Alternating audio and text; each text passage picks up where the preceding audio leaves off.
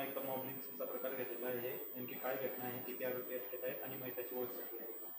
23 तारीख सायंकाळी अंदाजे 7 वाजता जळगाव तालुका पोलीस स्टेशन हद्दीमध्ये आवाणा गावाच्या जवळ एक कॉटन जिनिंग मिल आहे.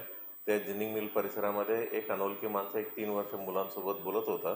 ते बोलण्यावरून ह्या मुलांचा पालकाला संशयात आला की ह्या लहान मुलांना किडनॅपिंग करण्याचा प्रयत्न चालू आहे, असं त्यांना संशयात आला. ते संशयावरून त्यांचे आई वडील आणि त्याच्यासोबत आणखीन इतर जे तिथं राहणारे लोक, सर्व लोक त्यांना मारहाण करणं चालू होत्या. त्याच दरम्यान पोलीस स्टेशनला माहिती प्राप्त झाल्या होत्या. माहितीवरून तिथं स्पॉटवर गेलं आणि त्या माणसांना हॉस्पिटलमध्ये पाठवण्यात आल्या होत्या. त्यांनी उपचारादरम्यान कालच्या दिवशी सकाळी अर्ली मॉर्निंग त्यांचं डेथ झालेलं आहे.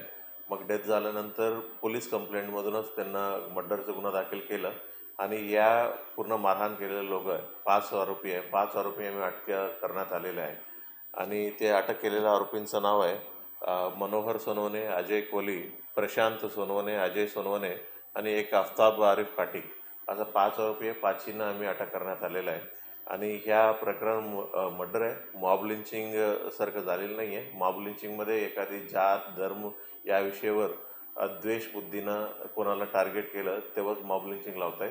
म्हणजे या पर्टिक्युलर इन्सिडेंट मर्डर आहे.